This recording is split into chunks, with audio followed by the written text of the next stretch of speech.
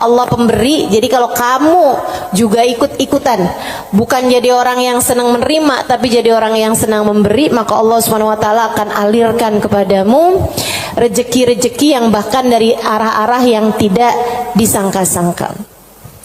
Saudaraku sekalian yang saya muliakan, Hubabah Maryam pernah bilang, Halimah jangan takut ngasih. Nak, jangan takut ngasih. Allah itu seringkali ketika kamu ngasihnya banyak, Allah juga ngasihnya banyak. Ketika Allah ngelihat kamu jalur keluar duitnya itu banyak, Allah juga bakalan ngasih itu buat memenuhin jalur keluarnya uang tersebut gitu. Assalamualaikum warahmatullahi wabarakatuh.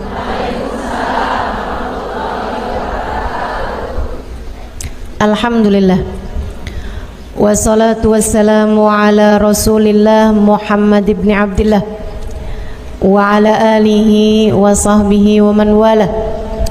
Subhanaka la ilma lana illa ma 'allamtana innaka antal alimul hakim.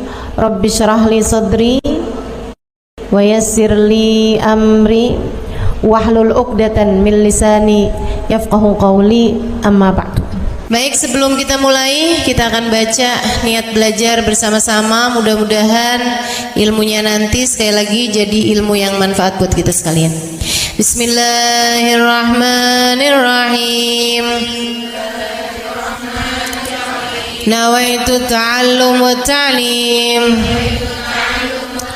wan naf'a wal intifa' wal mudzakarah wat tadhkir wal ifadah wal istifadah wal hidza 'ala tamassuk bi kitabillah wa sunnati rasulillah sallallahu alaihi wa alihi wasallam wa du'a ilal huda wa dilalata 'alal khair ibtigha'a mardatih wa qurbih wa thawabih wa husnil khatimah ma'al lutfi wal afiyah wa salahil aqibah birahmatika ya arhamar rahimin. La hadratin Nabi Muhammad sallallahu alaihi wasallam wa alihi washabihi azwaji wa dzurriyyati wa ahli baiti wasallim jamil anbiya wal mursalin wal kulli ajma'in. Anna Allah yaghfir lahum wa yarhamuhum wa ya'li darajatihim fil jannah wa yanfa'una barakatihim wa asrarihim wa anwarihim wa ulumihim wa nafaatihim fid din wa dunya wal akhirah. Al-Fatihah, baca bersama-sama. A'udzu billahi minasy syaithanir rajim. Bismillahirrahmanirrahim. Alhamdulillahi rabbil alamin. Ar-Rahmanir Rahim. Maliki yaumiddin. Iyyaka na'budu wa iyyaka nasta'in. Ihdinas siratal mustaqim. Siratal ladzina an'amta 'alaihim ghairil maghdubi 'alaihim waladdallin. Amin. Taqabbalallahu minna wa minkum, taqabbal ya karim. Allah tuh mau ngasih rezeki sama orang nggak pakai ada hitung-hitungannya, gitu kan? Pokoknya itu urusan langit, udah bener-bener yang Allah bilang rizqukum fis samai wa ma tu'adun, kata Allah. Rezeki kalian sudah selesai aku atur dari langit. Rezeki kalian sudah selesai aku atur dari langit. Saudaraku sekalian yang saya muliakan, nah kalau kita kepengen gitu kan kayak rezekinya digampangin, cara dapetnya gampang, menyenangkan, itu juga sama Allah udah dikasih clue-cluenya. Salah satu cluenya adalah dengan rajin sedekah. Salah satu cluenya adalah dengan rajin memberi, bukan hanya sedekah. Sedekah itu untuk orang yang kita tahu memerlukan, tapi kalau memberi buat siapapun, termasuk kita ngasih sama orang yang kita sayangi, ngasih hadiah, begitu ya. Buat orang tua kita mampu, tapi kita seneng aja ngasih hadiah sama mereka gitu. Misalnya kita suka ngasih kepada saudara-saudari kita, kakak adik kita, walaupun kita tahu dia mampu, tapi misalnya kita habis jalan-jalan condet, kita beliin duku, udah nggak ada ya, kita beliin salak condet kan, dulu mah masih ada tuh, ingat tuh, gitu. Saudara sekalian yang saya muliakan, itu memperbanyak rezeki, mempermudah rezeki, mempermudah jalurnya rezeki yang sudah Allah Subhanahu wa taala bagikan kepada kita, teman-teman saya sekalian. Nah, ini saya ingat ucapan Hubabah Maryam Al-Haddar, guru saya almarhumah. Beliau itu orang paling dermawan yang pernah saya kenal. Pasti ada banyak orang-orang dermawan, tapi orang paling dermawan yang saya kenal Hubabah Maryam Al-Haddar. Saudara sekalian, beliau tuh kalau bepergian bisa jadi lupa bawa uang buat belanja, lupa bawa uang buat apa, tapi nggak pernah lupa bawa uang buat sedekah. Karena memang ini orang satu senengnya ngasih luar biasa. Siapapun aja dia kasih. Anak-anak ketemu dia kasih, orang tua ketemu dia kasih. Dan dari Hubabah Maryam tuh saya juga jadi ngerti bahwa ternyata semua orang suka dikasih. Subhanallah loh. Semua orang tuh seneng aja dikasih gitu. Walaupun dia orang mampu sekalipun gitu ya, tapi kalau dikasih tuh kok seneng aja gitu. Betul nggak? Ini yang katanya Nabi Muhammad, tahadau tahabu. Saling beri hadiahlah kalian, maka kalian akan semakin saling sayang, semakin saling cinta. Makanya para ibu mesti yang besar hati buat selalu bisa ngasih sama anak-anaknya, para istri ngasih buat suaminya, gitu kan ya, saudara ngasih buat saudaranya, dan seterusnya gitu. Itu memang adalah bagian dari kita pengen cari ridha Allah SWT. Irhamukillah dengan cara memberi tersebut itu ya, ngambil sifatnya Allah SWT. Allah tuh mu'ti, Allah pemberi. Jadi kalau kamu juga ikut-ikutan, bukan jadi orang yang senang menerima, tapi jadi orang yang senang memberi, maka Allah SWT akan alirkan kepadamu rezeki-rezeki yang bahkan dari arah-arah yang tidak disangka-sangka. Saudara sekalian yang saya muliakan, Hubabah Maryam pernah bilang, Halimah jangan takut ngasih. Nak, jangan takut ngasih. Allah itu seringkali ketika kamu ngasihnya banyak, Allah juga ngasihnya banyak. Ketika Allah ngelihat kamu jalur keluar duitnya itu banyak, Allah juga bakalan ngasih itu buat memenuhin jalur keluarnya uang tersebut gitu. Atau Hubabah kayak begitu, jangan takut buat ngasih, nak, jangan takut buat ngasih. Subhanallah, itu sering saya inget-ingetin tuh, jangan takut buat ngasih, jangan takut buat ngasih. Kadang-kadang tuh orang punya banyak aja, kalau mau keluarin duit tuh kayak disuruh keluarin separuh nyawa gitu, penuh perhitungan ya. Makanya ada satu cerita, salah satu dari habaib teriak-teriak manggil anaknya. Misalnya anaknya namanya siapa? Husein misalnya. Sen, Sen. Anaknya sebelah saya ada yang namanya Husein. Sen. Si Husein ini kan dia dengar panggilan, tapi dia nggak tahu ayahnya ada di mana. Dia bilang, "Ma, Abah ada di mana sih, Bah? Ini Husein, Bah. Lebek, Bah." Kata abahnya, kamar mandi, nak. Iya, Bah. Dikirain suruh ngambil sabun, apa kehabisan odol gitu kan. Sen, tolong ambilin duit Abah, nak. Ada di gesper Abah warna hijau. Iya sih. Habaib-habaib kita suka punya gesper warna hijau. Gespernya habaib tuh ya. Jadi gespernya dipakai bukan buat celana panjang, tapi buat sarung. Ada yang tahu nggak? Anak-anak zaman sekarang nggak pada tahu nih, nggak seru ah.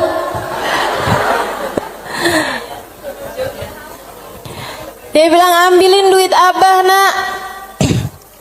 Kasihin kepada keluarga fakir miskin di jalan apa gitu, disebutin nama dia. Dikerjain sama anaknya saat itu juga, diambil uangnya kemudian diserahkan kepada keluarga yang dimaksudkan sama abahnya. Habis dia pulang, dia bilang sama abahnya, "Bah, abah kenapa sih bah? Sampai repot-repot lagi di kamar mandi, bukan nunggu aja ntar keluar." Abahnya bilang, "Nak, kalau keluar setannya lain lagi."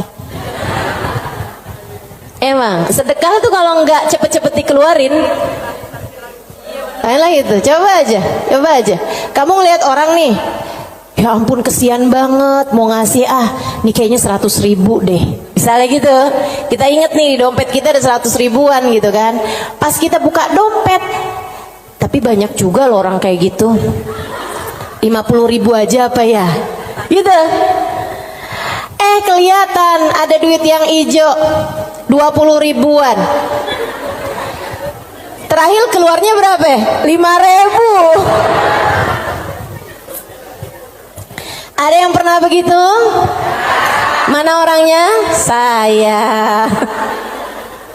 Urusan sedekah luar biasa. Kalau nggak cepet-cepet dikerjain, luar biasa setannya teman-teman sekalian. Makanya mudah-mudahan Allah SWT selamatkan kita dari segala sifat pelit-pelit ini nih. Baik itu yang namanya syuh ini udah pelit yang banget pelitnya, ataupun bakhil orangnya ya. Kalau yang tadi atas syuh orangnya namanya syahih. Kalau yang kedua nih bakhil, yaitu orang yang pelit sama apa yang dia punya, ama yang jadi miliknya dia mau ngeluarinnya tuh penuh dengan perhitungan. Dan gayahnya, puncaknya orang pelit yang kayak beginian nih, puncaknya pelit adalah dia ampe berusaha untuk bisa yang wajib-wajib pun jadi nggak wajib. Gimana caranya gitu? Kayak bayar zakat gitu kan, mikir-mikir mau bayar zakat harta 2,5% dari harta kita di akhir tahun. Itu kan kalau mau dicari-cariin jalannya biar nggak keluar zakat, bisa teman-teman, bisa. Terutama nih orang-orang kayak saya nih, belajar fikih kelamaan, belajar fikihnya lama, saya tahu persis cara mengelabui hukum Islam. Tetapi teman-teman sekalian, ilmu ini walaupun saya mengetahuinya, saya tidak akan mengamalkannya buat diri saya pun juga buat orang lain. Kenapa gitu? Kamu sedang mengelabui siapa? Bukankah Allah Maha tahu segalanya? Kamu mau nih gimana caranya biar duit saya nih nggak saya zakatin? Oh, kamu begini. Misalnya gitu ya. Sekedar dirubah bentuk duitnya itu. Jadi tanah, jadi rumah, kan zakatnya setahun lagi. Bisa aja kayak begitu. Akan tetapi teman-teman saudaraku sekalian, sekali lagi ini pengelabuhan urusan dunia. Tapi kalau urusan di hadapan Allah Subhanahu wa taala, Allah tahu segalanya. Allah paham niatmu, mau deket haul, mau deket waktunya wajib mengeluarkan zakat, kamu beli tanah biar duit kamu berubah jadi tanah untuk menghindarkan kewajiban zakat.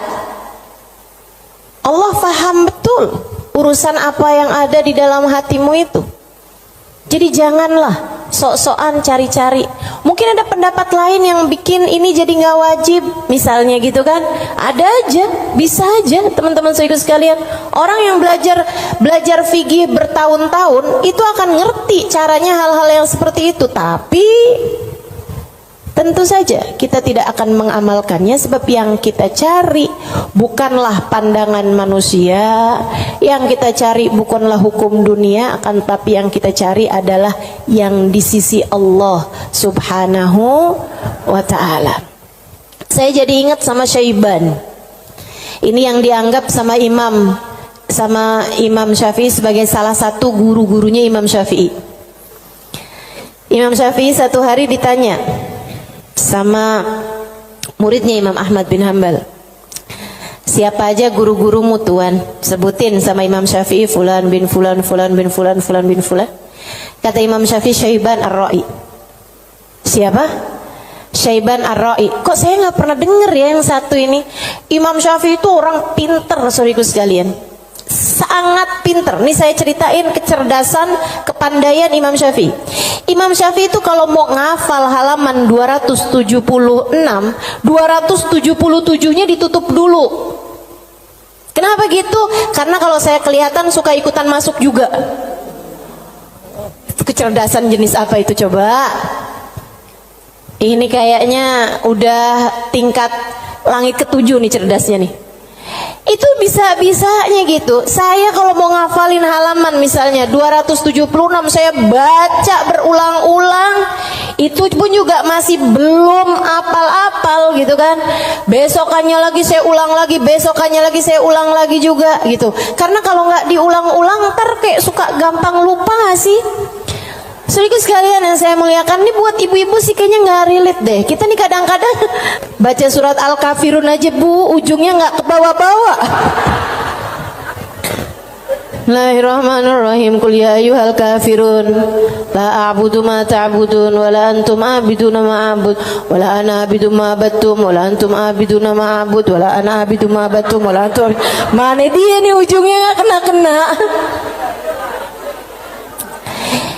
Imam Syafi'i hafal Quran di usia 7 tahun seperti kita hafal surat Al-Fatihah sekarang. Kita hafal surat Al-Fatihah kan nggak kebalik-balik tuh. Apal aja biar sambil goreng, sambil apa aja yang namanya Fatihah mah nggak pernah keliru ya bu ya. Nah itu Imam Syafi'i hafal Al-Quran 30 juz kayak kita hafal surat Al-Fatihah sekarang. Disampaikan oleh guru kami Sayyidil Habib Umar bin Hafid. Teman-teman sekalian, gimana enggak tuh Imam Syafi'i itu belajarnya kayak gitu tuh modelannya tuh. Dulu Imam Syafi'i itu orang sangat nggak punya teman-teman. Imam Syafi'i itu duduk di majelisnya Imam Malik. Itu beliau pertama hadir duduknya di luar aja, nggak dicatat, dengerin aja. Karena nggak istilah katanya nggak ikutan bayar sekolahnya, jadi dia di luar gitu kan. Satu waktu habis selesai murid-murid pada keluar, gurunya nih ngeliatin si anak ini dipanggil sama gurunya gitu. Terus tanyain, belum Imam Malik ini ya, gurunya yang masih awal, masih dasar. Tanyain gitu, "Nak, tadi apa yang saya terangkan?" Dia bisa ngulangin semua yang diterangin sama gurunya 100%.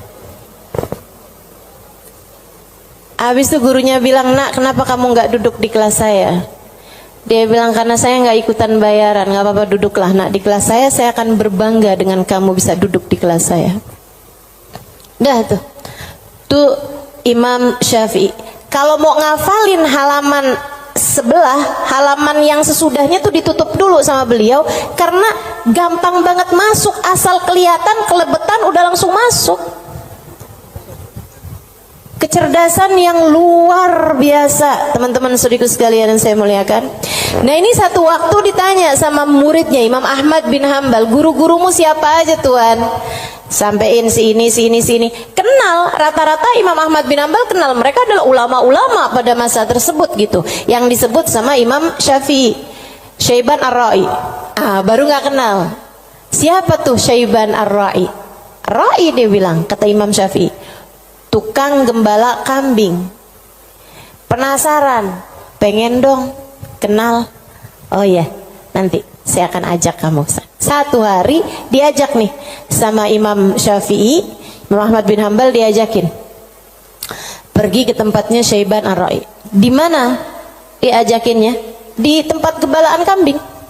Sambilan tuh kambing digembala, Syaiban sholat. Kambingnya sudah makan rumput, dianya sholat. Habis saya sholat, di Imam Syafi'i sama Imam Ahmad bin Hambal duduk di situ. Assalamualaikum warahmatullahi wabarakatuh ya Syaiban. Waalaikumsalam warahmatullahi wabarakatuh.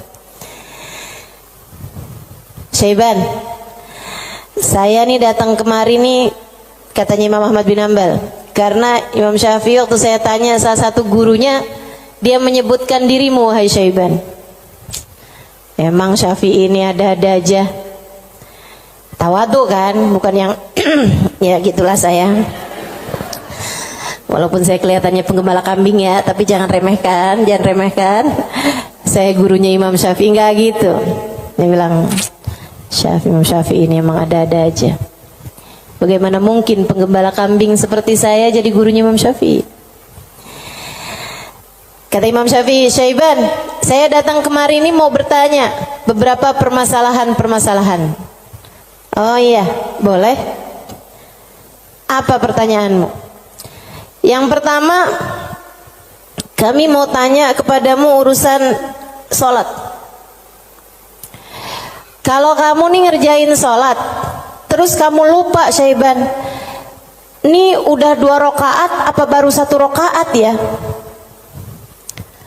Apa yang harus kamu lakukan wahai Syaiban?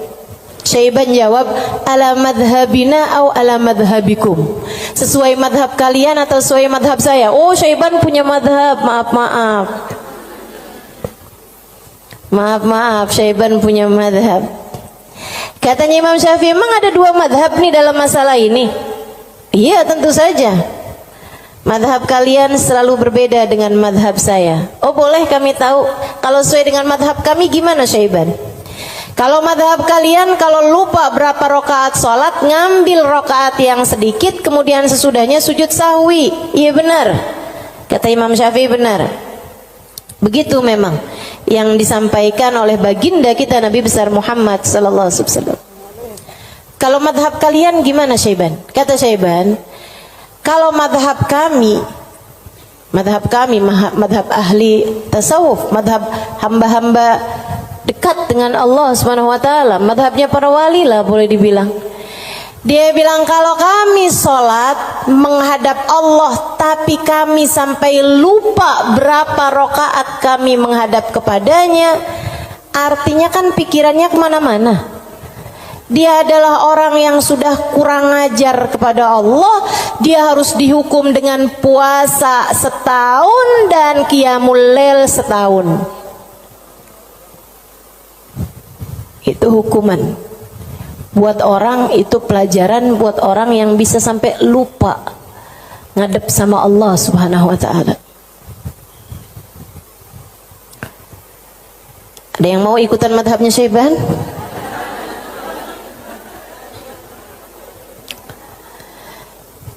Oke. Imam Ahmad bin Hanbal dia mikir, pantesan nih orang jadi gurunya Imam Syafi'i. Nggak salah. Dia bilang pertanyaan yang kedua, wahai Syaiban, ini saya mau nanya urusan zakat. Baik.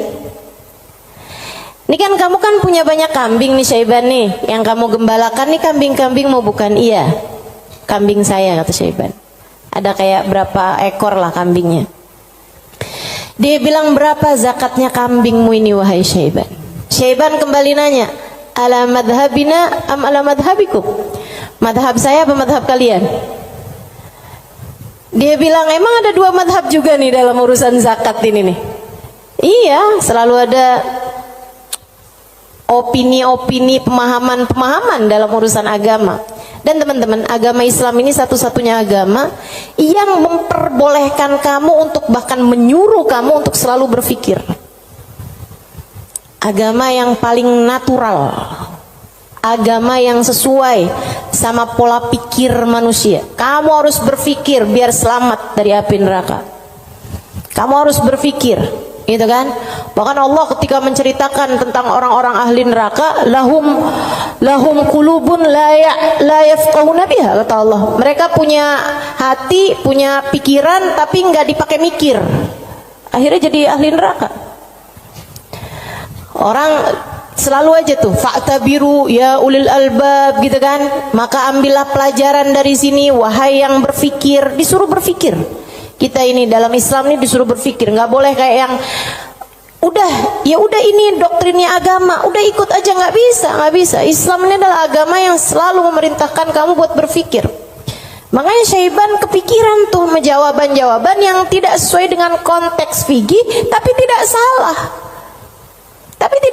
Teman-teman. Ya, orang yang lupa rakaat kemudian dia merasa bahwa dirinya adalah seorang yang kurang ajar sama Allah Subhanahu wa taala karena menghadap Allah, tapi kepikirannya gelambiar kemana-mana. Kalau dia kemudian menghukum dirinya sendiri dengan puasa sepanjang tahunnya, itu tentu adalah sesuatu hal yang luar biasa tingginya gitu. Seseorang yang sudah mencapai tingkat spiritualitas yang sangat-sangat berkelas. Ditanya nih urusan zakat nih, berapa zakatnya wahai Syaiban? Katanya Syaiban, ala madhabina am ala madhabikum? Sesuai dengan madhab kalian apa sesuai dengan madhab saya? Kalau madhab kami gimana Syaiban? Orang kan biar tahu kan mesti tahu perbandingannya. Oh kalau madhab kalian 40 ekor kambing, 1 ekor kambing, 121, 2 ekor kambing, selanjutnya setiap 100, 1 ekor kambing. Iya benar. Kayak gitu tuh. Zakatnya kambing. Menurut Islam sesuai dengan apa yang sudah diajarkan baginda kita Nabi besar Muhammad. 40 1 ekor kambing, 121 2 ekor kambing, selanjutnya setiap 100 1 ekor kambing. Jadi kalau kamu punya 900 ekor kambing berarti 9 ekor gitu. Kalau menurut madhab kalian gimana wahai Syaiban? Syaiban kemudian menjawab, kalau madhab kami, saya ini budak, budaknya Allah. Innama ana abd, saya ini adalah budak, budaknya Allah. Dan seorang budak tidak memiliki harta, sebab semua harta budak adalah harta majikannya. Dan itu benar, harta budak adalah harta majikannya. Jadi kambing-kambing saya ini, ya udah, terserah Allah aja. Kalau diperlukan saya kasih, kalau nggak diperlukan nggak saya kasih. Kalau kemudian misalnya nih punya kambing 20 gitu kan, tapi nih lagi ada orang mau ngawinin nih, perlu 3 ekor kambing, ya udah keluarin 3 ekor kambing. Saya nggak pernah merasa memiliki kambing-kambing saya. Berapapun yang diperlukan akan saya keluarkan, sebab bukan milik saya, semua hanyalah milik Tuan saya. Saya hanyalah budak, yang saya miliki adalah miliknya Tuan saya. Tuh, hamba berkelas. Makanya mereka tuh ngeluarin duit sebanyak apapun nggak pernah merasa berat. Kenapa? Ngerasanya cuma dititipin doang. Nggak pernah ngerasa itu adalah milik dia gitu. Ngerasanya cuma dititipin doang. Makanya sedekahnya gede-gede teman-teman. Berjuang dengan hartanya tuh besar-besar. Dan saya ketemu orang-orang semacam itu. Punya duit berapa dikeluarin segitu-gitunya tuh. Itu ketemu orang-orang yang seperti itu gitu. Masya Allah, Masya Allah. Mudah-mudahan Allah angkat kepelitan dalam diri kita, insya Allah.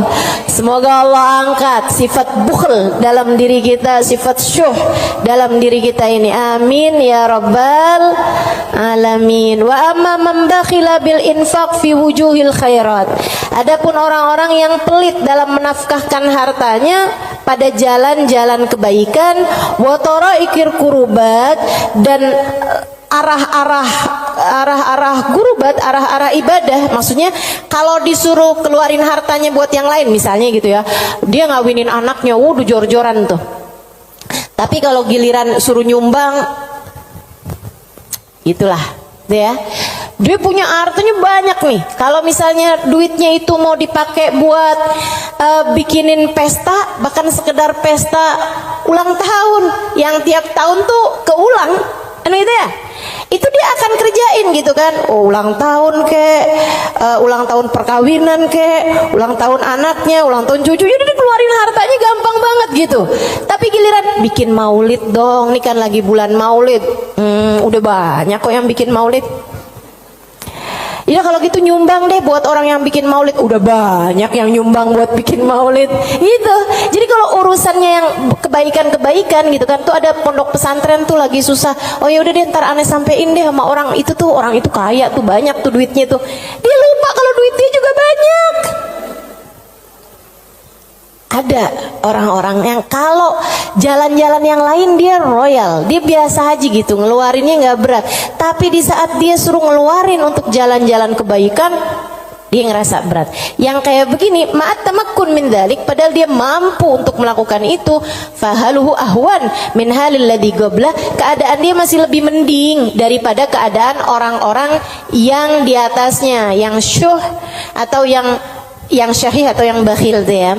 Yang atasnya itu sampai dengan yang wajib-wajib aja dia nggak mau keluarin. Kalau yang ini yang wajib sih dia keluarin sih. Yang wajib dia keluarin. Cuman kalau yang sunnah-sunnah gitu, kayak nyumbang-nyumbang, ngasih-ngasih sama orang, gitu-gitu dia tar dulu deh, duit saya juga nggak segitu banyaknya gitu kan. Ada orang nih susah-susah nih, terus dia bilang gitu, emang beneran susah anak-anak yatim gitu kan, korban bencana alam atau apa gitu, emang beneran susah. Itu juga mau ngeluarinnya kayak yang berat banget gitu. Yang kayak beginian gimana nih? Ahwan minal ladzi qabla, mendingan sih daripada yang sebelumnya. Sebutnya apa? Wa yusamma bakhilan aidan, disebut juga orang bakhil juga. Li'annahu qad adharal mal wa laqiba fi imsaki, karena dia mendahulukan harta untuk dirinya sendiri dan dia senang buat pegangin hartanya. Wa bakhila bi badlihi fi ma huwa arfa' lahu wa anfa' inda rabbih minad darajatil ula wal khairatil baqiyah fid daril akhirah. Karena dia itu kan bakhilnya itu menyalahkan sesuatu yang dia rasa lebih bermanfaat. Kalau dia disuruh nyumbang nih, kayak dia akan mikir yang daripada saya nyumbang, mendingan juga buat sekolah anak aja nih dulu. Mendingan buat ngirimin anak dulu aja, mendingan buat ini aja, mendingan buat itu aja. Kayak yang dicari-cari gitu keperluan dia itu, mendingan ganti horden aja, mendingan ganti karpet aja, mendingan ada pintu model baru, mendingan saya ganti pintu aja, mendingan saya. Pokoknya gitu aja gitu, daripada dia mencari-cari, maksudnya daripada dia mengeluarkan hartanya untuk urusan-urusan yang sifatnya akhirat, dia akan lebih memilih untuk yang buka cabang aja, buka usahanya lebih luas aja, mendingan ini aja, mendingan itu aja, kayak gitu. Atau bahkan mendingan buat kawin lagi aja. Itu ngebantu orang juga. Dia akan nyari perempuan yang miskin juga. Gimana tuh? Wa madamal insan yarjah imsakul mal ala badli fi mahabillah wa maradi fa huwa ghairu khalin an syai'in minal bukhl. Dan sesiapa orang, selagi seseorang itu masih lebih mendahulukan, masih lebih mementingkan megang hartanya daripada menyerahkannya di jalan yang diridhoi Allah dan yang dicintai Allah, maka artinya orang tersebut belum kosong dari sifat pelit. Artinya dia masih punya sifat pelit dalam dirinya. Uang kamu nih antara kamu serahkan buat beli sesuatu duniawi, sama kamu serahkan buat kepentingan akhirat, kamu ringanan mana? Ya kita masih lebih ringan untuk urusan-urusan dunia kita kan? Betul nggak? Atau untuk antara kamu keluarkan di jalan Allah dengan kamu tabung, kamu masih beratan mana? Ya beratan ngasih lah. Kalau buat nabung kan ya buat diri kita sendiri, itu investasi masa depan, harus kita pikirkan juga kan. Ah itu berarti kata Imam Ghazali, Imamul Haddad, sini Imamul Haddad yang bilang ya, bukan saya ya. Berarti dia ya memang masih pelit juga. Kamu masih pelit. Selagi antara uang kamu pakai buat tabungan sama uang kamu serahkan untuk jalan-jalan kebaikan, kamu masih memilih untuk nabung. Berarti ini kayaknya kita semua masih pelit lah ya. Udah kita sepakatin aja dah. Masih pelit semuanya, ya Allah, ya Allah. Makanya masih harus terus-terusan berdoa. Allahumma inni a'udzubika minal ajzi wal kasal wa'ud. Allahumma inni a'udzubika minal hammi wal hazan wa a'udzubika minal ajzi wal kasal wa a'udzubika minal jubni wal bukhl wa a'udzubika min ghalabatid dain wa qahrir rijal. Itu masih harus terus-terusan kita baca teman-teman, tiap hari, tiap pagi kita baca doa itu. Ya Allah, beri kami hidayah untuk bisa ringan tangan dalam memberi, enggak terus-terusan pelit sama apa yang kami miliki ya Allah. Wala yakunul insan jawadan sakhiyan hatta yakuna badlul mal fi mahabbillah arjah inda wa ahab ilaih min imsaki. Dan seseorang itu belum bisa disebut dermawan, belum bisa disebut sakhi, belum bisa disebut orang karim, orang dermawan sampai dia merasa bahwa menyerahkan uang di jalan Allah lebih dia sukai daripada menabung, daripada pegang duit itu, daripada dia nggak ngasihnya di jalan Allah gitu. Kalau kamu ngerasa masih ngasih itu lebih berat daripada kamu pegang, nah itu berarti kamu masih pelit. Tapi kalau kamu ngerasa ada yang ngasih lebih kamu sukai daripada kamu pegang, gitu ya, itu berarti kamu adalah seseorang yang dermawan. Udah jadi tambah jauh aja nih kita nih. Fa'lam dzalik wa'mal alaih. Ketahuilah hal ini dan amalkanlah, wallahu yatawalla hudak. Semoga Allah Subhanahu wa taala memberikan petunjuk kepadamu. Amin ya rabbal alamin. Wa minal muhlikat, dan salah satu dari sifat-sifat yang dapat menghancurkan seseorang, salah satu dari sifat-sifat penghancur amal ibadah seseorang, salah satu dari sifat-sifat yang dapat meluluh lantakkan dirimu, menurunkan nilaimu di mata Allah Subhanahu wa taala adalah al-ghurur, sifat ghurur, tertipu. Apa tuh tertipu? Wa makna, arti tertipu adalah an yulabbisul insan ala nafsih. Dia bikin samar kepada dirinya sendiri, wa yuriyahal umur ala khilafi ma hiya alaih. Dia memperlihatkan kepada nafasnya, kepada dirinya, ala khilafi ma hiya alaih, tidak sesuai dengan fakta yang ada. Wadhalik lidu'fi basiratihi 'ala din, dan yang seperti ini adalah karena lemahnya pemahamannya, basirahnya. Basirah itu pandangan hati, lemahnya pandangan hati dia fiddin, dalam urusan agama, wa qillati ma'rifatihi bihaqaiqi, dan sedikitnya pengetahuan dia dengan hakikat-hakikatnya agama, walijahli li afatil a'mal wa mawaqidi syaitan, dan karena yarhamukillah banyak bener sih, ada gak?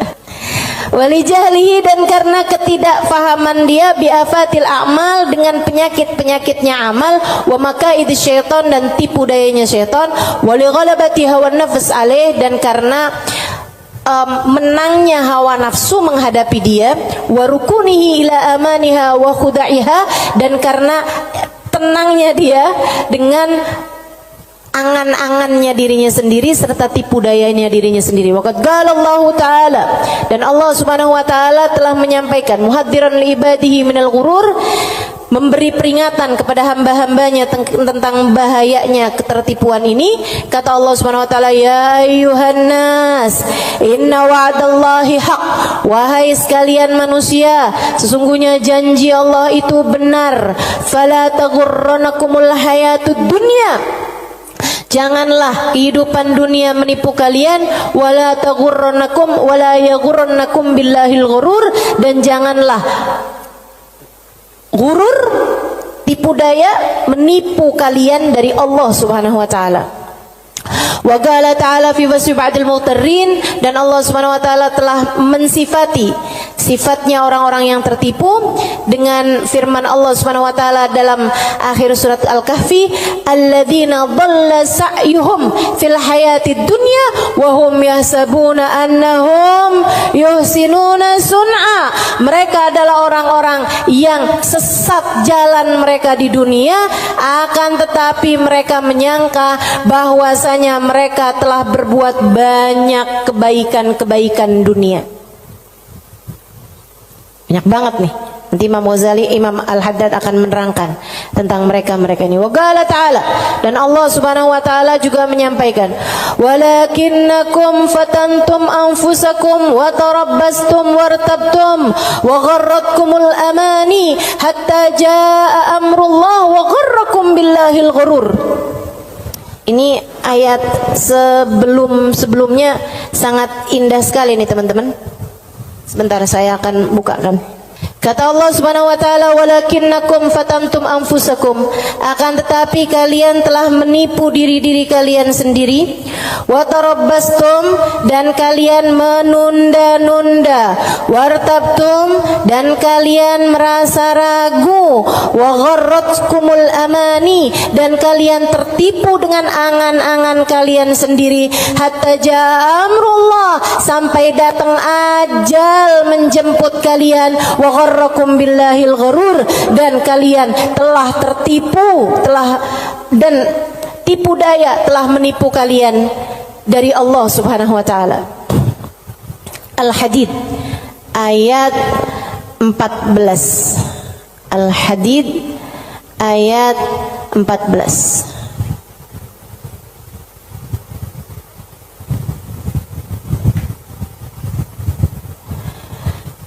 Al-Hadid ayat 14. Nih. Ini serem sih. Saya mau baca ayat ini nih, pas baca Quran pas nyampe ayat-ayat ini. Ya Allah, ngerinya. Saya bacain ya.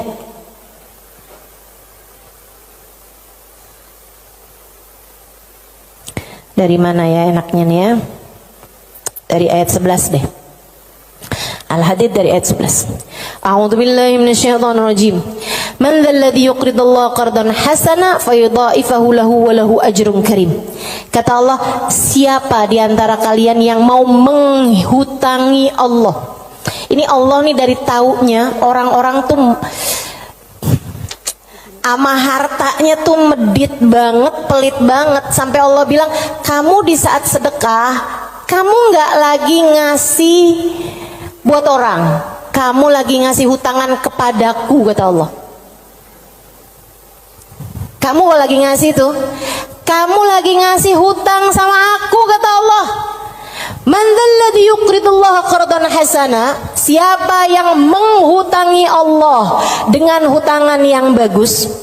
Hutangan yang bagus tuh ada orang miskin dikasih, ya, ada orang yang kepengen sekolah, nggak mampu sekolah, kamu sekolahkan. Ada janda-janda yang kepengen usaha nggak punya modal, kamu modalin, gitu kan. Ada orang tua-tua yang emang udah nggak bisa lagi usaha, kamu berikan nafkah bulanan kepada mereka gitu. Ada yang lagi ngebangun misalnya pondok pesantren atau masjid yang memang tidak akan kembali berupa keuangan ya, maksudnya secara langsung gitu kan.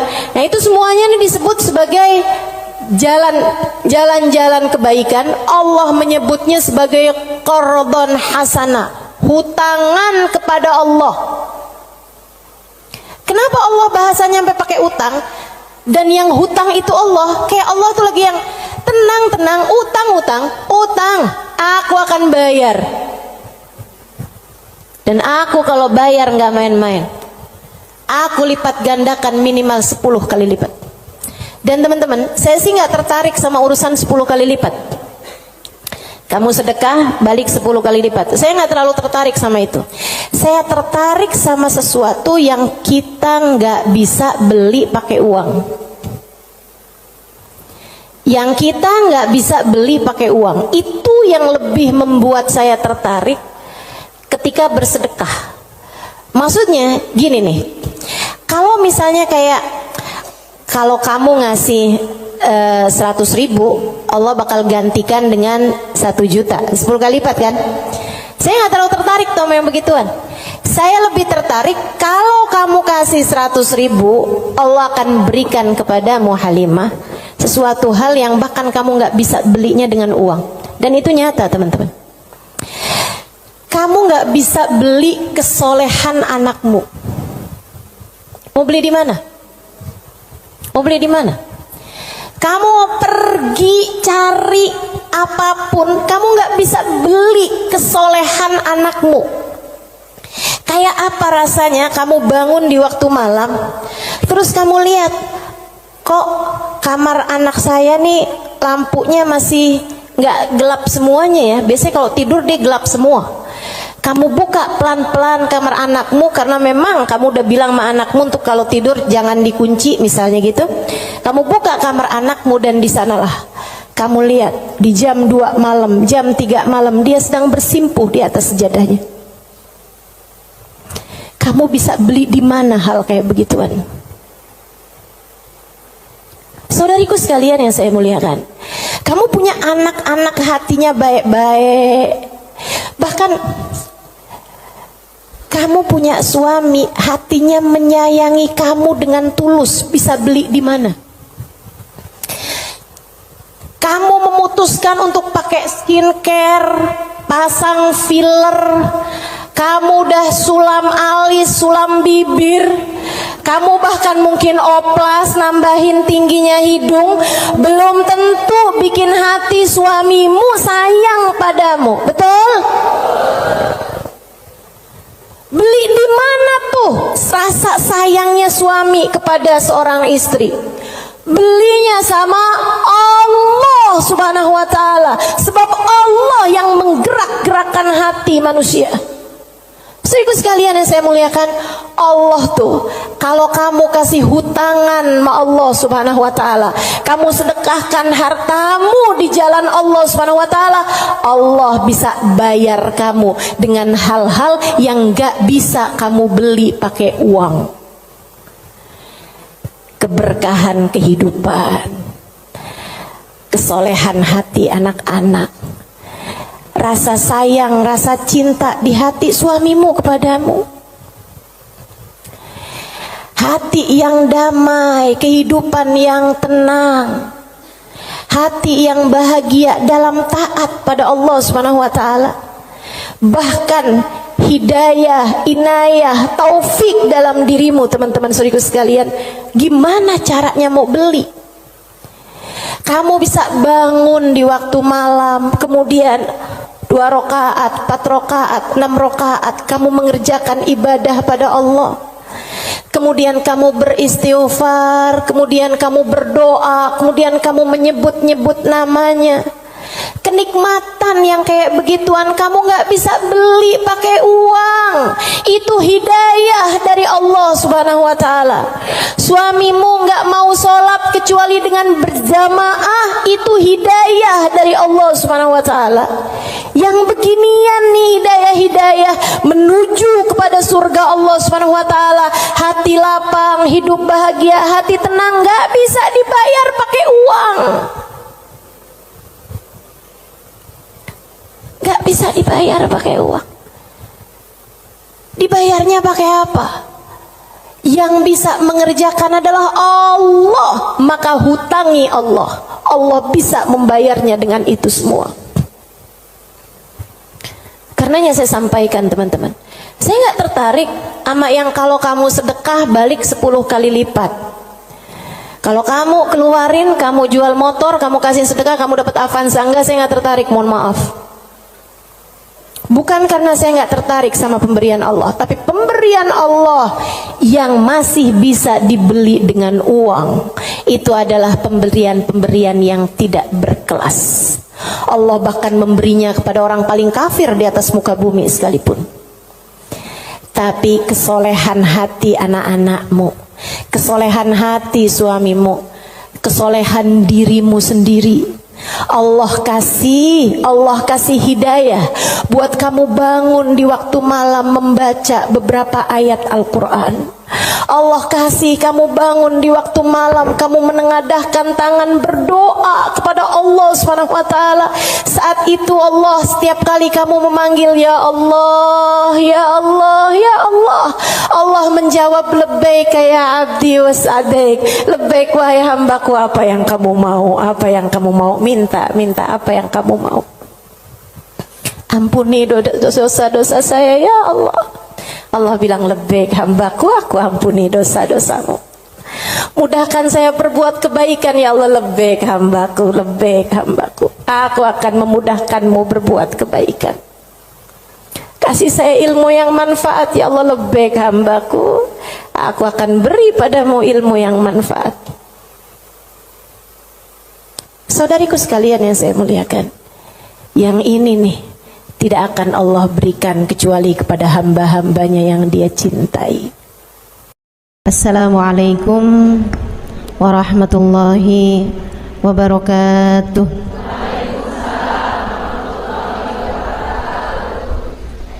Alhamdulillah, wassalatu wassalamu ala Rasulillah Muhammad ibn Abdillah wa ala alihi wa sahbihi wa man wala. Subhanaka la ilma lana illa ma 'allamtana innaka antal alimul hakim. Rabbi syrah li sadri wa yassir li amri wahlul 'uqdatan min lisani yafqahu qawli, amma ba'du. Baik, sebelum kita mulai, kita akan baca niat belajar bersama-sama. Mudah-mudahan ilmunya nanti sekali lagi jadi ilmu yang manfaat buat kita sekalian. Bismillahirrahmanirrahim. Nawaitu ta'allum wa ta'lim wan naf'a wal intifa' wal mudzakarah wat tadhkir wal ifadah wal istifadah wal hidza ala tamassuk bi kitabillah wa sunnati rasulillah sallallahu alaihi wa alihi wa sallam wa du'a ila al-huda والدلالة على الخير ابتغاء مرضاته وقربه وثوابه وحسن الخاتمة مع اللطف والعافية وصلاح العاقبة برحمتك يا أرحم الراحمين. إلى حضرة النبي محمد صلى الله عليه وسلم وآله وصحبه وأزواجه وذريته وأهل بيته وسلم وجميع الأنبياء والمرسلين والأولياء أجمعين أن الله يغفر لهم ويرحمهم ويعلي درجاتهم في الجنة وينفعنا ببركاتهم وأسرارهم وأنوارهم وعلومهم ونفعاتهم في الدين والدنيا والآخرة. Al-Fatihah, baca bersama-sama. A'udzu billahi minasyaitonir rajim. Bismillahirrahmanirrahim. Alhamdulillahi rabbil alamin. Ar-Rahmanir Rahim. Maliki yaumiddin. Iyyaka na'budu wa iyyaka nasta'in. Ihdinas siratal mustaqim. Siratal ladzina an'amta 'alaihim ghairil maghdubi 'alaihim waladdallin. Amin. Taqabbalallah minna wa minkum, taqabbal ya karim. Warraghba fid dunya, sementara rakus ambisi terhadap dunia, tukathirul ham, bikin banyak sumpah, wal hazan, dan bikin banyak kesedihan. Bikin sedih badan kita, bikin sedih hati kita, bikin sumpek dan bikin akhirnya jadi berpenyakit ya badan kita ini. Ar-raghbah fid dunya. Wal batalah, sementara batalah, kalau di situ diartikan apa batalah? Nganggur ya, benar. Cuman bahasa yang enak apa ya? Tugasil galba, lalai dari Allah, maksudnya ya nggak kepengen dunia juga, nggak kepengen akhirat juga gitu, kayak gabut. Anak zaman sekarang bahasanya gabut ya. Gabut itu apa sih sebenarnya? Nggak ada kerjaan gitu kan? Itu kayak ada singkatan nggak butuh gitu kali ya dari itu ya. Nggak ngapa-ngapain gitu, pengangguran aja gitu, nggak jelas. Wal batalah tuh terlena, nganggur gitu kan, tidur mulu gitu, luntang lantung. Nah, ada orang luntang-lantung gitu kan. Dibilang luntang-lantung, dibilang lantung-luntang. Tugasil galba, bikin keras hati. Bikin keras hati. Nganggur itu penyakit bahaya memang. Bahaya. Wa qala alaihi salatu wassalam, dan bersabda pula baginda Nabi besar Muhammad, Naja awwalu hadhil umma bizzuhdi wal yaqin. Awal umat ini terselamatkan dengan zuhud wal yakin, dan dengan keyakinan yang kuat. Wasayahlik akhiruha bil hirsi wa tulil amal, dan akan hancur akhirnya umat ini, akan hancur disebabkan hirs, ambisi terhadap dunia, wa tulil amal, dan panjang angan-angan. Wa ma warada minal ayati wal akhbar wal athar fi dammid dunya wa dammil muhibbina laha warraghibina fiha wa dammil hirsi 'alaiha kharijun anil hasr. Dan apa yang warid, apa yang datang dari ayat, hadis, athar itu yang disampaikan oleh Nabi maupun para ulama, fi dammid dunya, dalam celaknya dunia, maksudnya mengenai betapa buruknya dunia, betapa buruknya orang-orang yang mencintai dunia, betapa buruknya orang yang ambisi terhadap dunia, dan mil hirs 'alaiha, betapa buruknya orang yang rakus terhadap dunia. Banyak sekali kharijun anil hasr, enggak bisa kehitung. Ayat, hadis maupun ucapan para ulama mengenai betapa buruknya dunia, betapa buruknya para pecinta dunia dan lain sebagainya, ini banyak banget hadisnya, keterangannya enggak kehitung. Watasani fil ulama, dan karangan-karangan para ulama rahmatullahi alaihim, semoga rahmat Allah senantiasa tercurah kepada mereka, minas salaf wal khalaf, baik dari ulama zaman dulu maupun ulama-ulama belakangan, masyhunah bidzalik, penuh sekali dengan hal-hal yang seperti itu. Kayak Imam Ghazali gitu kan, nulis dalam kitabnya baik Ihya Ulumuddin ataupun kitab yang terakhirnya beliau itu namanya Minhajul Abidin dan lain sebagainya, itu banyak banget mengenai hal-hal yang seperti ini gitu. Betapa pentingnya kita untuk zuhud terhadap urusan dunia. Tsumma inad dunya ibaratun wallahu a'lam bisa sampai situ ya. Nabi Muhammad alaihissalam mengatakan, az-zahada fid dunya tuyrayyihul qalba wal badan. Zuhud dunia nih. Apa tuh zuhud? Zuhud itu teman-teman tidak mengharapkan kesenangan dunia dari Allah sekalipun ya, enggak minta gitu, enggak seneng gitu sama kesenangan dunia dari Allah. Itu namanya zuhud akhirat. Dan juga teman-teman, zuhud ama manusia itu tidak menginginkan apa yang ada pada manusia, apa yang dimiliki orang enggak kepengen.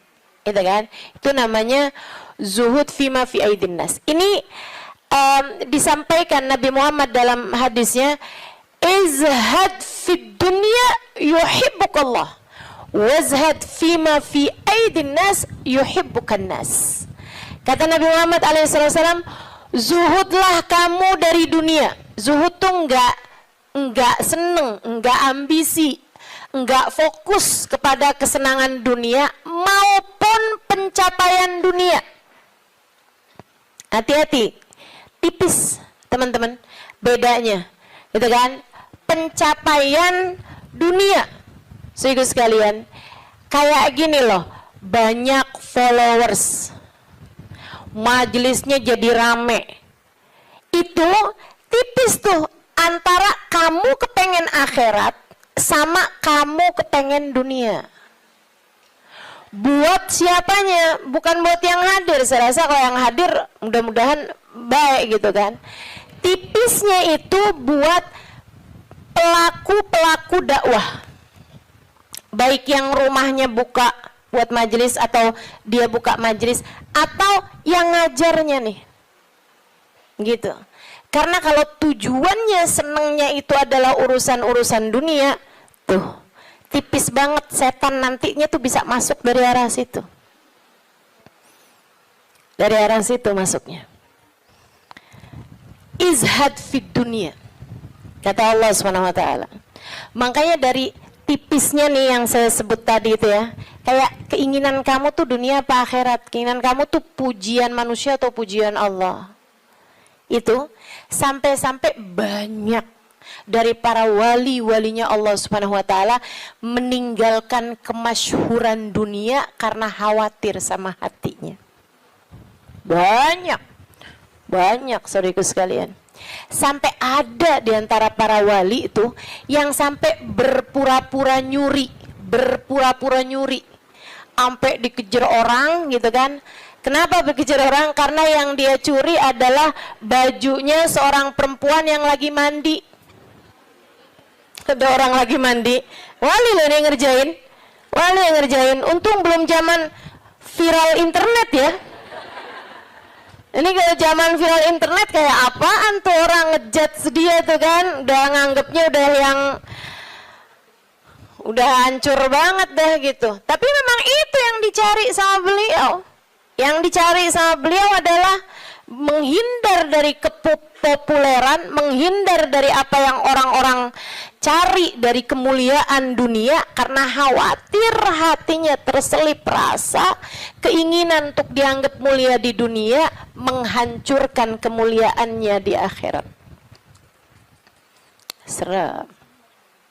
Serem bener buat orang-orang kayak saya yang sama Allah dikasih pegang mic di depan, ya kan? Teman-teman saya sekalian, nggak gampang. Makanya kalau ada yang bisa kamu lakukan untuk saya, doain, biar bisa ikhlas, doain, biar bisa benar gitu, jaga hati, doain, biar disayang Allah gitu. Kesian nih, begitu udah masuk nih setan, teman-teman saya sekalian, setan tuh ya datang ke pedagang beda, datang ke orang awam beda, datang ke ulama beda lagi. Waduh, yang datang ke ulama nih setannya juga ulama. Setannya juga kelas profesional, gitu kan? Jadi nggak ecek-ecek gitu loh. Setannya juga setan-setan berkelas, teman-teman saya sekalian. Nah itu kan yang belum tentu selamat gitu, belum tentu selamat. Masya Allah. Ada tuh zamannya Imam siapa ya? Ada Imam Ghazali cerita dalam Ihya-nya. Kita suka ketawa-ketawa tuh dengerin cerita Imam, maksudnya kalau baca ceritanya Imam Ghazali yang begitu-begituan. Kata Imam Ghazali dalam Ihya-nya tuh, ada orang atau di Minhaj ya, wallahu a'lam, pokoknya salah satu kitabnya Imam Ghazali lah. Imam Ghazali cerita, ada orang dia itu ulama, teman-teman. Cuman ulamanya itu masih suka yang ya gitulah, masih ada kesenangan dunianya. Senang sama popularitas, senang sama dimuliain orang, senang sama ini sama itu. Ada satu ulama khomul, ulama yang lain nih, ulama yang nggak seneng namanya terkenal, nggak seneng, dia nggak seneng sama urusan begituan, urusannya antara dia sama Allah, tapi ilmunya luar biasa. Ulama yang kedua nih, ini ulama yang pertama nih, saya nggak inget namanya gitu ya, dua-duanya nih saya nggak inget namanya. Nah ulama yang pertama nih, dia lagi khutbah Jumat, teman-teman saya sekalian, dia ngomong sesuatu yang dinisbatkan kepada ulama yang kedua yang nggak senang keterkenalan apa ini, teman-teman. Dia ngomong bahwa saya pernah dengar kayak, kan ada orang-orang itu ya Allah, mudah-mudahan Allah bersihkan hati kita semuanya nih ya. Ada orang-orang yang kalau cerita sama orang lain, bahkan di mic sekalipun, senang menunjukkan kedekatannya sama ulama yang lain atau sama orang-orang yang berilmu, guru-guru apa segala macam gitu kan ya. Yang tujuannya adalah biar orang tahu nih, gua deket sama si ini, gua deket sama si itu. Paham maksud saya? Mudah-mudahan Allah selamatkan hati saya, mudah-mudahan Allah selamatkan hati kita semua. Sehingga sekalian, dia bilang tentang ulama B nih. Dia bilang, saya pernah dengar syekh ini mengatakan gitu kan. Syekh itunya hadir di majelis tersebut. Ya. Dan yang diomongin sama Syekh A ini tentang Syekh B itu nggak pernah diomongin sama Syekh B-nya. Paham? Jadi ulama A ini bohong tentang ulama B. Bohongnya di khutbah Jumat cuman untuk menunjukkan betapa dekatnya dia sama ulama B tersebut itu. Dia ngomong kayak begitu, sehingga sekalian, tahu apa yang dikerjain sama ulama B? Ulama B ini yang, kenapa nih anak? Beliau berdiri nyabut bulu ketiak di tengah orang banyak. Beliau berdiri nih. Beliau berdiri kemudian nyabut bulu ketiak. Heh, Syekh, kurang ajar kamu. Ini waktunya khutbah. Saya nggak pasti itu khutbah Jumat atau khutbah yang lain nih ya. Ala kulli hal, Syekh, ngapain kamu di waktunya khutbah? Kamu malah cabut bulu ketiak. Duduk Syekh, nggak punya adab. Kata Syekh B ini, kamu yang nggak punya adab nak. Kamu yang nggak punya adab pak. Kenapa kamu mengingatkan saya untuk sesuatu hal yang sunnah? Nyabut bulu ketiak, kalau nggak salah emang hari Jumat ya. Nyabut bulu ketiak hari Jumat hukumnya sunnah. Ala sunnah. Walimada astahi, dia bilang. Kenapa saya mesti malu? Kamu gak punya malu apa depan orang-orang kamu nyabut bulu ketiak? Bulu ketiak itu kan buat laki-laki sama laki-laki nggak aurat. Sesama perempuan aja nggak aurat. Bulu ketiak ya, maaf ya. Teman-teman sekalian, beliau bilang walimada astahi. Kenapa saya mesti malu? Ana ala haq wa anta alal batil. Saya mengerjakan barang hak, kamu mengerjakan barang batil. Dia bilang saya mengerjakan barang hak, nyabut bulu ketiak sunnah hari Jumat. Dia bilang kamu ala batil. Karena kamu menceritakan tentang saya sesuatu yang tidak pernah saya katakan. Saya Syekh Fulan min Fulan, sebutin nama dia namanya. Ya Allah, merah padam mukanya. Seram teman-teman, seram. Ya gitulah. Kadang-kadang tuh sampai tipis banget keinginan dakwah atau keinginan pamer. Tipis. Setannya tuh ngebisikin sampai kayak suara semut. Katanya Nabi Muhammad alaihi salatu wassalam, "Ar-riya yadhubbu ala ummati kadhabibin naml." Riya itu bersuara di hati umat saya kayak suaranya semut. Nyaris enggak kedengeran. Enggak kedengeran suaranya. Antara kamu seneng agama Allah jadi tinggi atau kamu seneng nama kamu jadi tinggi. Tipis. Segaris, bahkan lebih tipis daripada kulit bawang, teman-teman. Oke, mesti terus minta perlindungan sama Allah. Ya Allah, ya Allah. Ya Allah, ya Allah. Bimbing terus ya Allah, ya Allah, ya Allah. Gitu. Mudah-mudahan Allah karuniakan keikhlasan bagi kita sekalian insyaallah. Sebab yang namanya pencapaian akhirat teman-teman. Dan pencapaian akhirat kita nggak pernah tahu. Pencapaian akhirat tuh kita nggak pernah tahu. Taunya kapan? Ntar di akhirat. Namanya juga pencapaian akhirat. Taunya entar di akhirat. Saat kamu berhasil menghadap Nabi Muhammad. Saat namamu menjadi seseorang yang dikenal oleh Nabi Muhammad. Kalau mau bangga, tar di sana. Kalau mau bangga, ntar di sana. Saat kamu bisa melewati jembatan Sirat secepat kilat. Saat kamu bisa selamat masuk surga Allah Subhanahu wa Ta'ala. Saat kamu bisa digiring di belakang bagindamu Nabi besar Muhammad. Mau membusungkan dada saat itulah silahkan. Mau ngerasa diri sesiapa saat itulah silahkan. Mau menganggap diri berhasil mencapai kemuliaan saat itulah silahkan. Mau menganggap diri mencapai mencapai pencapaian dalam dakwah, saat itulah silahkan mau menganggap diri soleha, saat itulah silahkan.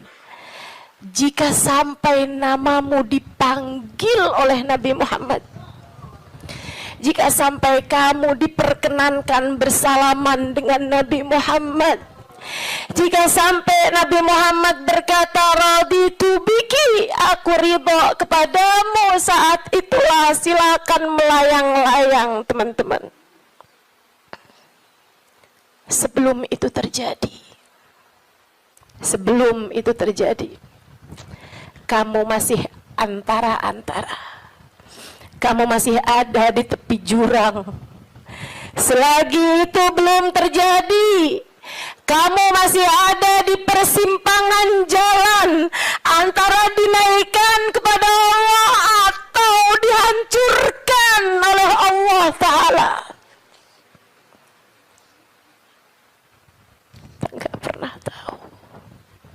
Kita nggak pernah tahu.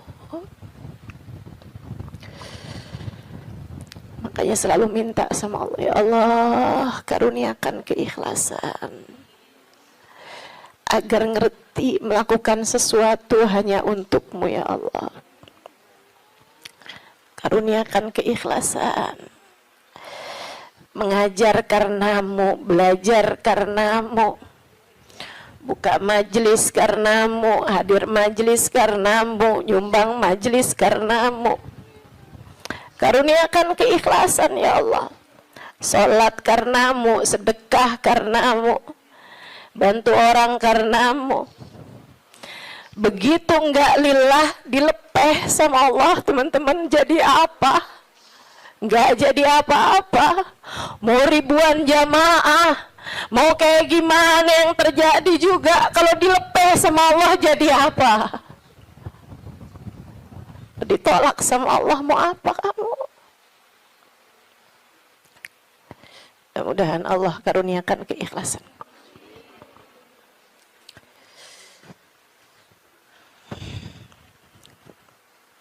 Az-zahada fid dunya, zuhud di dunia, zuhud dunia, ngarepnya cuma Allah semata. Izhad fid dunya, yuhibbukallah.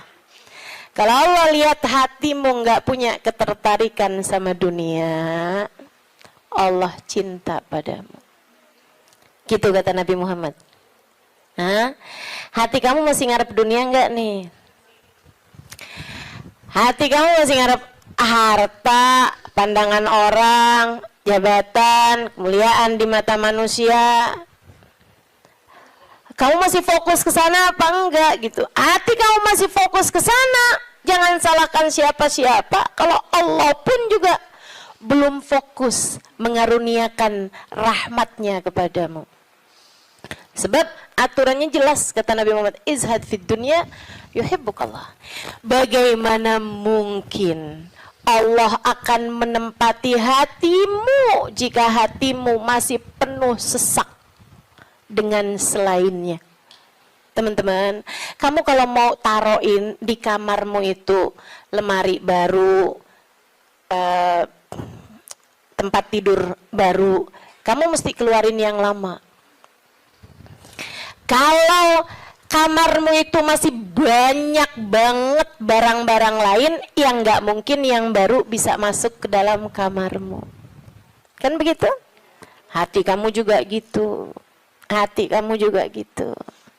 Sedikit sekalian yang saya muliakan, bagaimana mungkin Allah akan berkenan bertahta di hatimu jika hatimu selama ini masih penuh sesak dengan selainnya?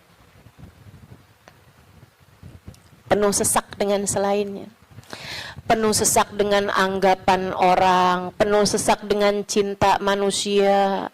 Yang kamu pikirin gimana biar suami tetap cinta padamu. Duh, kamu luar biasa. Siapa yang lagi di WhatsAppin sama suami, siapa yang lagi diteleponin sama suami, sekarang suami lagi di mana, sama siapakah, jangan-jangan dia sedang berada dalam pelukan perempuan yang lain. Waduh. Bagaimana kamu berharap Allah bertahta dalam hatimu jika hatimu penuh sesak dengan selainnya? Teman-teman, keluarkan nya yang kecil-kecil agar nya yang besar berkenan bertahta di hatimu. Keluarin yang lain-lain. Keluarin perkara harta, perkara cinta manusia, pujian orang, semuanya keluarin.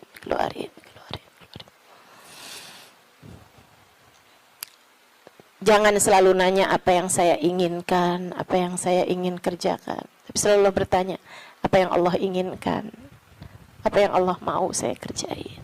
Terus gitu. Hidup belajar terus insya Allah. Izhad fi dunia, kata Allah. Kalau Allah lihat hati kamu kosong dari mencintai dunia, Allah akan bertahta di dalamnya. Allah akan cinta kepadamu, teman-teman. Yuhibbukallah, kamu akan dicinta sama Allah kalau begitu. Wazhad fima fi aidin nas yuhibbukan nas. Kamu pengen dicintai sama orang, cintai disenengin sama manusia, seenggaknya gitu punya teman-teman baik, punya kawan-kawan baik gitu. Orang nggak jauh dari kamu itu juga nggak apa-apa, bagus. Caranya katanya Nabi Muhammad, izhad fima fi aidin nas. Zuhudlah kamu dari apa yang dimiliki sama orang. Jangan selamitan, jangan kepengen apa yang dipunya sama orang. Orang gak seneng loh kalau kita tuh kayak yang, ih bagus, mau dong. Gak seneng, teman-teman. Ustazah kerudungannya cakep-cakep, Ustazah boleh gak buat saya? Misalnya gitu. Saya ngomong sama Ustazah Khadijah. Tuh ya. Gak bagus, teman-teman, gak bagus. Dan itu kamu gak akan disenengin sama orang kalau caramu kayak gitu tuh. Minta aja gak disenengin sama orang, apalagi ngambil. Kan ya, udah pasti tuh orang gak seneng. Orang itu, teman-teman, punya banyak sekalipun gitu kan, kalau diminta tuh, kecuali para wali-walinya Allah, kecuali para orang-orang lain itu mah tingkatannya, ya kan. Tapi kalau diminta tuh gak seneng itu juga gitu. Walaupun mintanya nggak yang dengan bahasa-bahasa yang ini gitu, terus terang, tapi kayak bahasa sindiran gitu kan. Kerudungannya banyak, boleh kali Ustazah, yang ini cakep nih, gitu kan? Enggak boleh, nggak baik kayak begitu. Kamu menurunkan kemuliaanmu, teman-teman. Yang kata Nabi Muhammad tuh, 1 titik hitam di wajahmu di akhirat nanti setiap kali kamu meminta kepada orang lain.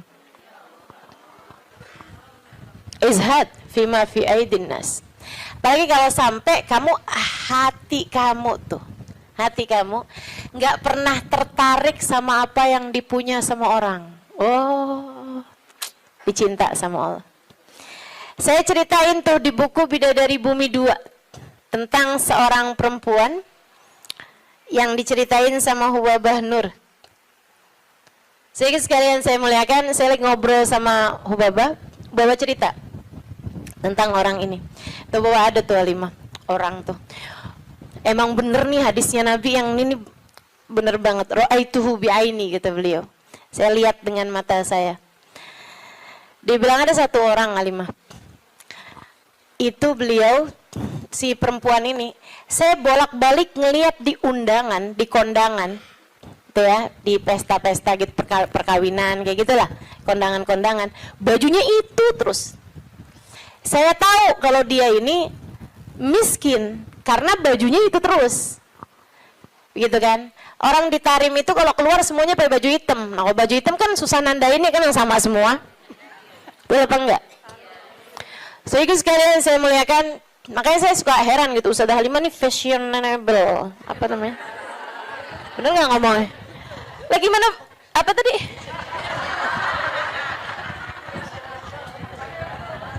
Gimana ngomongnya? Itu dah, pokoknya itu dah. Lah orang saya tiap hari pakai hitam. Begitu ya. Saya itu sekalian.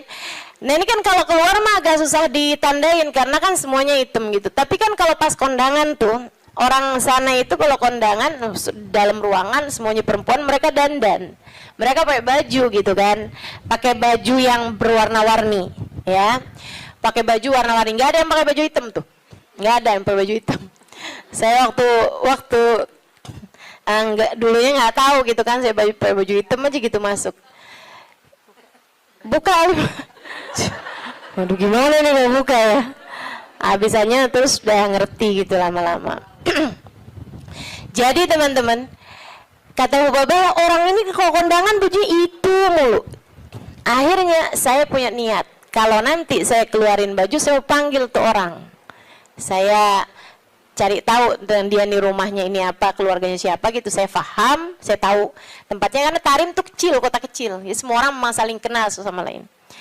Akhirnya dia bilang, kata Hubabah, waktu saya datang baju-baju yang baru-baru, ada orang ngasih ini apa segala macam, yang lama-lama saya keluarin.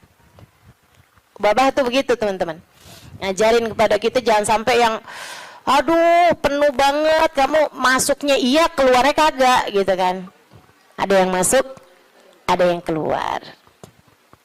Akhirnya mau Hubabah baju-baju yang lama-lama tuh dikeluarin, bagus-bagus tentu aja ya, dan semua orang juga seneng dapat bajunya Hubabah gitu kan. Jangan terus minta, jadi kepikir nih, berangkat ke Tarim mau minta baju mau Hubabah. Tentu berkah kan ya, tentu berkah. Tapi ya sekali lagi jangan minta. Subhanallah teman-teman, kalau nggak minta tuh, kalau mintanya mau ntar kasih. Jadi kepikir ya, mau minta sama Allah, nggak usah yang gitu-gitu juga. Mau minta sama Allah tuh pahala aja, udah pasti enak. Teman-teman sih sekalian, akhirnya Hubabah itu ngeluarin baju-baju beliau, ada setumpuk lah gitu. Beliau panggil tuh orang perempuan itu, panggil sama Hubabah. Dia seneng banget, dan memang miskin banget teman-teman. Bajunya cuma itu aja, buat kondangan itu, buat keluar itu, buat sholat itu gitu. Dia cuma segitu itu bajunya gitu. Baju sholat kayak mau kena gitu, tuh ya. 2, kalau 1 dicuci kan ada gantinya gitu. Terus baju keluar dia gitu, baju hitam 1, terus baju hari-harinya dia kayak daster gitu buat di rumah, 2 potong 2 biji gitu, tuh 1-nya lagi baju buat kondangan. Udah gitu aja, simple hidupnya. Jadi sekalian dipanggil tuh perempuan sama Hubabah. Kata Hubabah, saya habis ngeluarin baju-baju nih, silahkan kamu pilih yang mana yang kamu mau, sisanya tolong bagiin, kamu yang bagiin gitu, sama siapa yang kamu mau deh gitu. Di depan Hubabah nih, majelis nih, dia bilang, oh gitu Hubabah, Masya Allah Hubabah, Masya Allah, mudah-mudahan Allah berkahi Hubabah, mudah-mudahan doain panjang lebar gitu. Saya pikir orang alhamdulillah ya, saya memberi kepada orang yang tepat nih gitu. Orangnya seseneng itu gitu dikasih baju. Makasih Hubabah, makasih. Mudah-mudahan Allah tambahin Hubabah, mudah-mudahan doa apanya. Habis itu dia sama 1. Wah, ini cocok nih buat ponakan saya nih. Kata, wah, ini cocok nih buat teman saya sih itu. Kata lagi, wah, cocok nih buat adik saya nih, ini cocok nih buat tangga saya, ini cocok. Sampai habis semuanya, nggak ada satupun yang buat dia. Kata Hubabah, begitu semuanya buat orang lain tanpa ada satupun yang buat orang tersebut, ya Allah, 5 saat itulah saya jatuh cinta padanya. Bener banget yang Nabi Muhammad bilang, izhad fima fi aidin nas yuhibbukan nas. Ketika kamu tidak tertarik sama apa yang dipunya sama manusia lain, sama orang lain, justru manusia akan cinta padamu. Manusia ini memang unik. Allah tuh seneng kalau ada orang seneng sama apa yang dimiliki sama Allah, Allah seneng. Allah tuh diminta seneng. Allah itu kalau ada orang tertarik sama apa yang ada pada Allah, surga, gitu kan? Itu kan yang Allah janji-janjikan kan? Allah tuh kalau ngelihat orang tertarik ke surga, tertarik sama hisab yang mudah, tertarik ke perjumpaan dengan Allah, Allah malah senang teman-teman. Manusia nih justru kebalik. Manusia tuh kalau ada orang tertarik sama apa yang dia punya, malah nggak demen. Terutama perempuan, kalau ada orang tertarik sama suaminya, dia nggak demen banget tuh.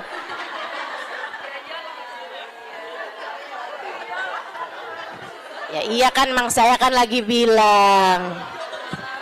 Allah kan nggak gitu. Allah punya kekasih namanya Muhammad. Kalau ada orang tertarik sama Nabi Muhammad, Allah seneng banget. Allah cinta banget, ya kan? Tapi kita kan nggak gitu. Kita punya tas. Kalau ada orang tertarik sama tas kita, boleh dong. Nggak demen kita. Betul. Kita lagi makan nih, terus ada yang kayaknya enak tuh yang di piring.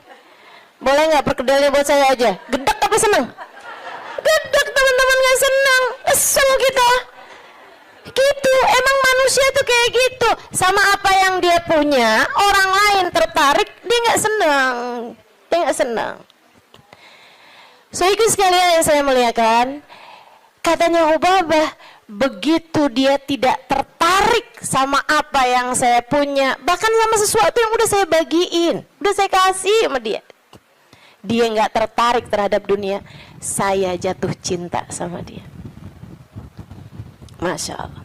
Saya langsung masuk lagi ke kamar, saya ambil baju yang saya sayangi, yang saya sukai, saya lipat bagus-bagus, saya kasihin sama dia. Saya bilang, yang ini untuk kamu, saya minta tolong sama kamu, pakailah baju ini buat kamu, saya nyari berkah dari kamu,